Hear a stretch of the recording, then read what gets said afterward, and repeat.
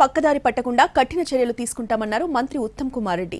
Ration కార్డుపై దొడ్డు బియ్యం ఇస్తుండటంతో చాలా మంది వాటిని తినడం లేదన్నారు.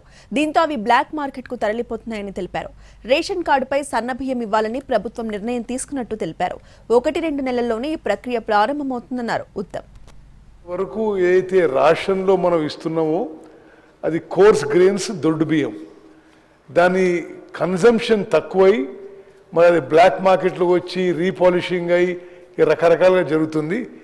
ఇటువంటి ఇల్లీగల్ ప్రాక్టీసెస్ తగ్గించడానికి, అదేవిధంగా నిరుపేదలందరికీ బీపీఎల్ ఫ్యామిలీస్ అందరికి కూడా సరి అయిన మరి రైస్ ఇవ్వడానికి ముఖ్యమంత్రి గారు క్యాబినెట్ తీసుకున్న ఒక విప్లవాత్మక నిర్ణయం ప్రకారం మేము ఇంకో 1-2 నెలల్లో అందరికీ ఇప్పుడైతే ఏదైతే 6 కిలోల బియ్యం ఎవ్రీ ఇండివిజువల్కి ఉచితంగా ఇస్తున్నామో అది ఇప్పుడు కోర్స్ గ్రెయిన్స్ దొడ్డు బియ్యం ఇవ్వడం జరుగుతుంది. అది మొత్తం రాష్ట్రంలో అందరికి కూడా సన్న బియ్యం ఇచ్చే ప్రక్రియ మొదలుపెట్టబోతున్నాము 1-2 మంత్స్లో.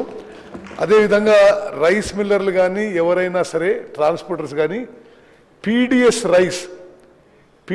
రైస్ ఎవరైనా దాని మీద వ్యాపారం చేయడం కానీ ట్రాన్స్పోర్ట్ కానీ మరి దాన్ని రీవర్క్ చేసి రీపాలిషింగ్ చేస్తే వాళ్ళ మీద చాలా కఠినమైన చర్యలు తీసుకుంటున్నాం.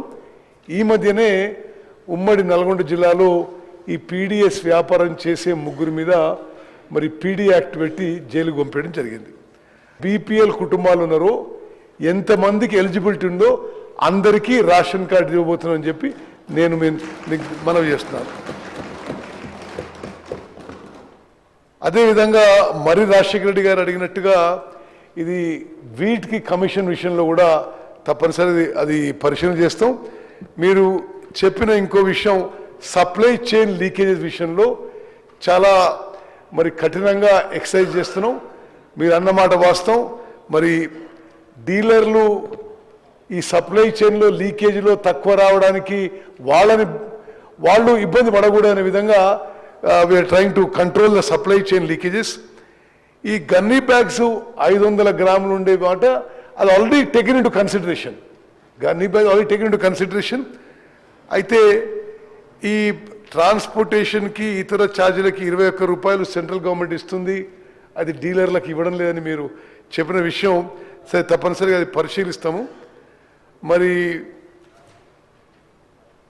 ఇంక్రీజ్ ఇన్ షాప్స్, మరి ఇప్పుడు మేము తీసుకున్న నిర్ణయం మేరకు ఈ మధ్య అంటే పోయిన ప్రభుత్వంలో ఒక 4000 కొత్త తండాలు గ్రామ పంచాయతీలుగా ఏర్పడ్డాయి. అక్కడ ఎక్కడెక్కడైతే వయబిలిటీ ఉంటుందో తప్పనిసరిగా కొత్త రేషన్ షాప్స్ ఇస్తాము. కానీ మా అనుభవం ఏంటంటే మరీ ఎక్కువ రేషన్ షాప్స్ ఇచ్చినా ఉన్న వాళ్ళకి ఒక్కొక్కరికి వాళ్ళ దగ్గర ఉన్న రేషన్ తగ్గిపోయి వయబిలిటీ కావడం లేదు. సో అందుకోసమే మరి మేము ఎక్కువ రేషన్ షాపులు ఇవ్వడానికి మాకు ఎటువంటి ప్రాబ్లం లేదు. కానీ రేషన్ షాప్ ఎవరికైతే ఇస్తామో వాళ్ళకి వయబిలిటీ ఉండే విధంగా కూడా చూసుకోవాల్సిన అవసరం ఉంది. కాబట్టి అది పరిశీలన చేస్తున్నామని చెప్పి మనవి చేస్తూ, ఈ ఇరిగేషన్ ప్రాజెక్ట్స్ పూర్తి చేయడంలో చాలా చోట్ల ల్యాండ్ అక్విజిషన్ కొంత సెన్సిటివ్గా కొంత ప్రాబ్లమాటిక్గా ఉంది. ల్యాండ్ అక్విజిషన్ విషయంలో ప్రభుత్వం చేసే చర్యలతో సహా మీరు స్థానిక శాసనసభ్యులుగా మీ సంపూర్ణ సహకారం కూడా అవసరం ఉందని చెప్పి నేను మీకు మనవి చేస్తున్నాను. మరి ఈరోజు మీరు అడిగిన విషయాల్లో ఒకటి మరి ప్రశ్న వేసింది గౌరవ మరి నకరేకల్ ఎమ్మెల్యే వేముల వీరేశం గారు. గౌరవ ముఖ్యమంత్రి గారి అనుమతితో ఉమ్మడి నల్గొండ జిల్లాకి బునియాదిగాని కాలువ, పిల్లైపల్లి కాలువ, ధర్మారెడ్డి కాలువ మంజూరు కావడం చాలా సంతోషకరం. గౌరవ ఆర్థిక మంత్రి బట్టి విక్రమార్క గారు వారి ఫైనాన్షియల్ కన్కరెన్స్ ఇచ్చి వారు సహకరించారు. సుమారు ఈ 3 కాలువల ద్వారా మూసీ నదీ జలాల ద్వారా 60,000 ఎకరాలు మరి ఈ ఫ్లోరైడ్ ప్రాంతం, ఈ కరువు ప్రాంతాలకి నీళ్ళు అందడం చాలా సంతోషకరం. గతంలో కూడా గత ప్రభుత్వాల్లో కూడా ఈ ప్రయత్నం జరిగింది. వాస్తవంగా కొంత పని జరిగి ఆ పని ఆగిపోయింది. ఇప్పుడు మళ్ళీ ఆ పనులు మేము చేపట్టాం. ఇది చాలా వార్ ఫుటింగ్లో చాలా అత్యవసర పనులుగా భావించి నేను ఉమ్మడి నల్గొండ జిల్లా ఎమ్మెల్యేలందరికీ అష్యూరెన్స్ ఇస్తున్నా, ఈ 3 కాలువలు బునియాదిగాని కాలువ, పిల్లైపల్లి కాలువ, ధర్మారెడ్డి కాలువ, మూసీ నదీ జలాలతో మరి 60,000 ఎకరాలకి నీళ్ళు ఇవ్వబోతున్నాం. అఫీషియల్గా మేము ప్రకటించేది 2 ఏళ్లలో ఈ 3 పూర్తి చేస్తామని. కానీ మీరందరూ కోఆపరేట్ చేస్తే, ల్యాండ్ అక్విజిషన్లో కోఆపరేట్ చేస్తే తప్పనిసరిగా ఈ పనులన్నీ 1 సంవత్సరంలో పూర్తి చేస్తానని చెప్పి సభాముఖంగా నేను అందరికీ హామీ ఇస్తున్నాను. అదేవిధంగా మరి మూసీ పునరుజ్జీవంపై ఈ మధ్య మరి కొంత విమర్శలు కూడా వినడం జరిగింది. ఉమ్మడి నల్గొండ జిల్లా ప్రజలు మాత్రం ఈ మూసీ పునరుజ్జీవం కావాలి, తప్పనిసరిగా మూసీలో అదనపు నీళ్లు వస్తే ఉమ్మడి నల్గొండ జిల్లాకి ఎంతో మేలు జరుగుతుందని చెప్పి ఈ సందర్భంగానే మనవి చేస్తున్నాను. అదేవిధంగా వీరేశం గారు అడిగారు ఇది ఐటిపామ్ల లిఫ్ట్ గురించి. ఐటిపామ్ల లిఫ్టు ఇప్పుడు హోల్డప్ ల్యాండ్ అక్విజిషన్ విషయంలో మరి మీ కోఆపరేషన్ కూడా అవసరం. తప్పనిసరిగా మీరు కోఆపరేట్ చేస్తే ఇది మరి ఈ lift irrigation scheme already tender పూర్తయి ఏజెన్సీకి అవార్డ్ అయింది, కానీ ల్యాండ్ అక్విజిషన్ కంప్లీట్ కాలేదని పనులు ఆగున్నాయి. మీరు కూడా కోఆపరేట్ చేస్తే తప్పనిసరి ఐటిపామ్ల లిఫ్ట్ కూడా ఇమీడియట్గా టేకప్ చేస్తామని చెప్పి కూడా మనం చేస్తారు. అదేవిధంగా ఈ మధ్యనే బ్రాహ్మణ వెల్లెంల ప్రాజెక్ట్ విషయంలో, ఆ ప్రాజెక్ట్ విషయంలో మరి గౌరవ మంత్రివర్యులు కోమటిరెడ్డి వెంకటరెడ్డి గారు అది సొంత గ్రామానికి ఆ ప్రాజెక్టు బేస్ ఉంది. ఒక 10-15 ఏళ్ల సంది వారి ప్రాజెక్ట్ మీద నిరంతరం కృషి చేస్తున్నారు.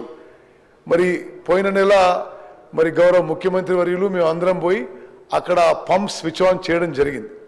అదేవిధంగా అక్కడ ఈ బ్రాహ్మణ వెల్లెంల ప్రాజెక్టు రాజశేఖర రెడ్డి గారు ముఖ్యమంత్రి ఉన్నప్పుడు పనులు మొదలైనవి. సరే, అనేక రాజకీయ కారణాల వల్లనో ఇతర కారణాల వల్లనో 10 ఏళ్లుగా ఆ పనులు పూర్తి కాకుండా ఆ విధంగా ఉన్నాయి. ఈరోజు మరి మొన్న ముఖ్యమంత్రి గారు, ఉప ముఖ్యమంత్రి గారు అందరూ కూడా ఉమ్మడి నల్గొండ జిల్లాకు వచ్చి ఈ బ్రాహ్మణ వెల్లెంల ప్రాజెక్టు అన్ని విధాలుగా పూర్తి చేస్తామని చెప్పి మరి బహిరంగ సభలో అష్యూరెన్స్ ఇవ్వడం జరిగింది.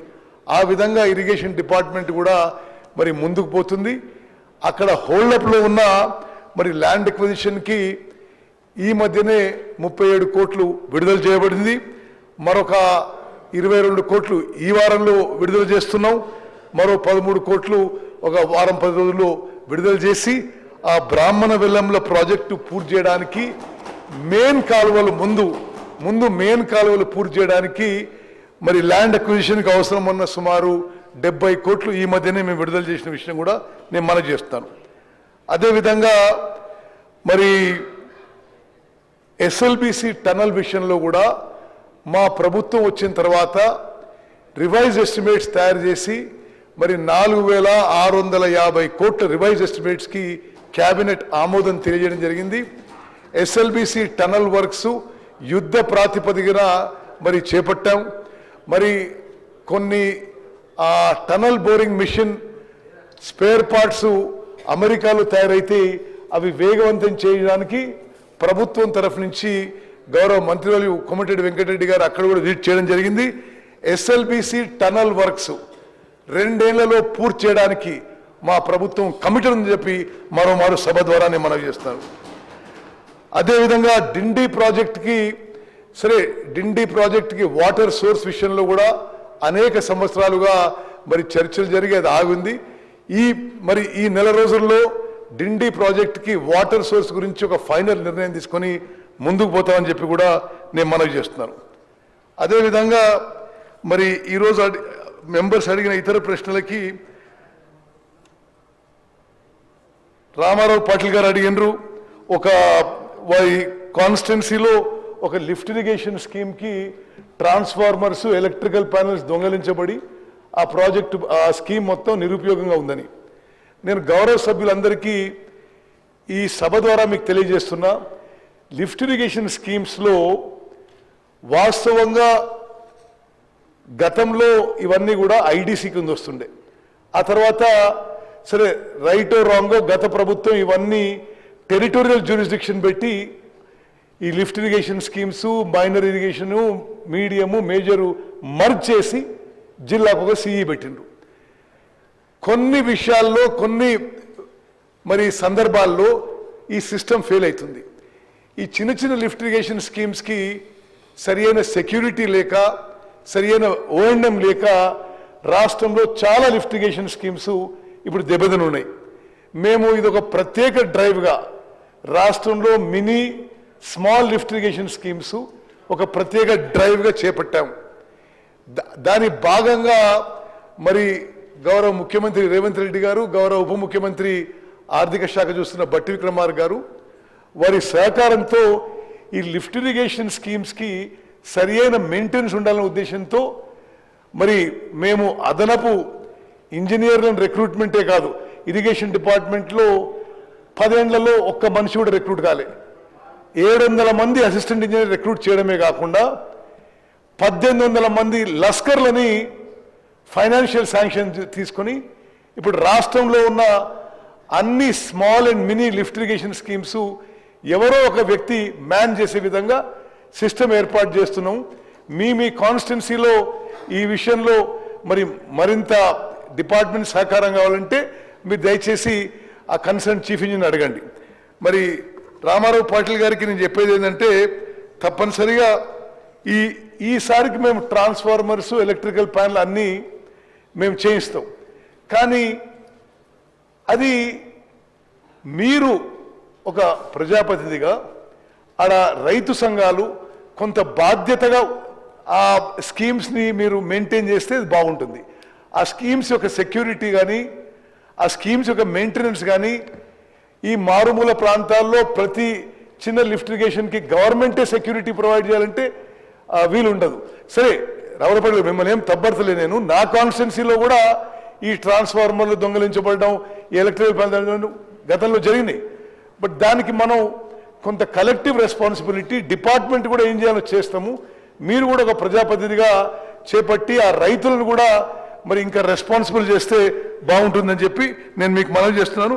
రామారావు పాటిల్ గారు, మరి మీరు చెప్పిన ఇతర విషయాల్లో కూడా తప్పనిసరిగా మీరు ఇంకేదో ఒక ప్రాజెక్ట్ చెప్పిండ్రు, అది తప్పనిసరి కూడా మేము చేపడతాం. ఇది పాయల్ శంకర్ గారు, మీది ప్రత్యేకంగా నేను ఎందుకు ముందు ప్రస్తావిస్తున్నాను అంటే మీరు చెప్పిన ప్రాజెక్టు మేము కేటగిరీ ఏ కింద ప్రయారిటైజ్ చేసుకున్నాం.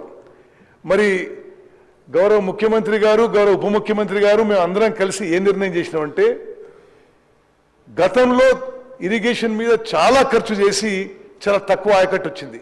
ఇది నేను రాజకీయ విమర్శ కాదు, ఇది వాస్తవం, ఇది ఫ్యాక్ట్స్. గతంలో 10 ఏళ్లలో 1.81 lakh crores ఖర్చు పెడితే మరి ఆయకట్టు వచ్చింది చాలా తక్కువ. ఇప్పుడు మేము ఈ లిమిటెడ్ రిసోర్సెస్తో తక్కువ ఖర్చుతో ఎక్కువ ఆయకట్టు ఎట్లా ముందుకు తీసుకుపోవాలనే విధంగా ముందుకు పోతున్నాం. మీరు చెప్పిన చనాకా కొరాటా ప్రాజెక్టు మా కేటగిరీ ఏ ప్రయారిటీలో ఉంది. తప్పనిసరిగా మేము అతి త్వరలో వార్ ఫుటింగ్లో మీ ప్రాజెక్టు పూర్తి చేస్తామని చెప్పి ఈ సభాముఖంగా మీకు మనవి చేస్తాను. అదేవిధంగా మరి మందుల శామ్యుల్ గారు చెప్పిన విషయాలు కూడా నోట్ చేసుకున్నాం. మరి పల్లా రాజేశ్వర రెడ్డి గారు, మీరు దేవాదుల ప్రాజెక్ట్ మీద నేను దేవాదుల ప్రాజెక్ట్ గత ఉండే చాలా చోట్ల ల్యాండ్ అక్విజిషన్ కూడా ప్రాబ్లమాటిక్ అవుతుంది. ఒకటి స్పీకర్ సార్, మీ ద్వారా సభ్యుల ద్వారా నేను ఒక విషయం మనవి చేస్తున్నాను. ఒక ప్రాజెక్ట్ కన్సెప్చువలైజ్ చేసినప్పుడు ప్రాజెక్ట్ మీద ఎక్స్పెండిచర్తో సహా అప్పుడే ల్యాండ్ అక్విజిషన్ చేస్తే కొంత రీజనబుల్ ఖర్చులో పనులు పూర్తవుతున్నాయి. కానీ మరి హెడ్ వర్క్స్, ఈ తతిమ వర్క్స్ అన్ని ముందు చేసుకొని మరి ల్యాండ్ అక్విజిషన్ చివరికి వదిలేస్తే ఆ ప్రాజెక్టు పనులు మొదలుపెట్టినప్పటి సంది ఈ రోజుకి 10 ఏళ్ళు దాటుతుంది. ఈ 10 ఏళ్లలో భూముల ల్యాండ్ అక్విజిషన్ కాస్ట్ 10 రెట్లు 100 రెట్లు పెరుగుతుంది. అది వాస్తవ పరిస్థితి. మరి సభ్యులందరూ కూడా ఈ విషయాన్ని గమనించి తప్పనిసరిగా ల్యాండ్ అక్విజిషన్లో మీ సంపూర్ణ సహకారం కావాలని చెప్పి నేను మిమ్మల్ని కోరుతున్నాను. అదేవిధంగా ఈరోజు వచ్చిన ఇతర విషయాలు, మరి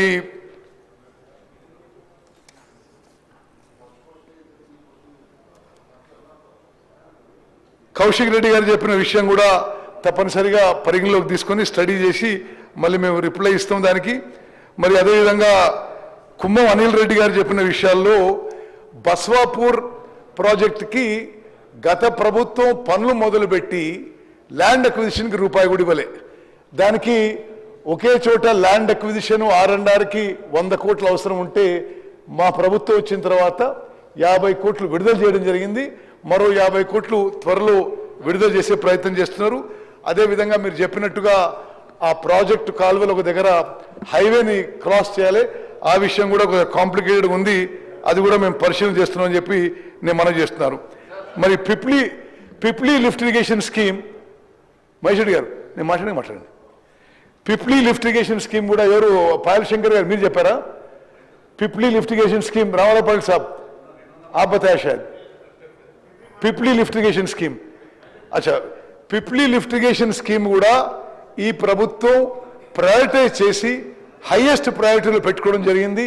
పిప్లీ లిఫ్ట్ ఇరిగేషన్ స్కీమ్ కూడా మేము వార్ ఫుటింగ్లో పూర్తి చేస్తామని చెప్పి నేను మనవి చేస్తున్నాను.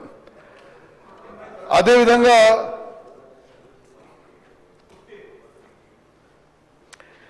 గంధమల్ల రిజర్వాయర్ గురించి చాలామంది గౌరవ సభ్యులు మాట్లాడారు.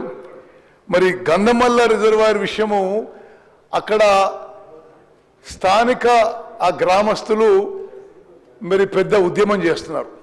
ఆ ప్రాజెక్టు చేయడానికి మాకు ఆసక్తి ఉన్నా ఆడ ల్యాండ్ అక్విజిషన్ మేజర్ ప్రాబ్లంగా ఉంది కాబట్టి ఆ గంధమల్ల రిజర్వాయర్ యొక్క కెపాసిటీ, ఆ ప్రాజెక్ట్ కెపాసిటీ మేము 1.5 TMCకి తగ్గించి, సబ్మర్జర్స్ తగ్గించి మరి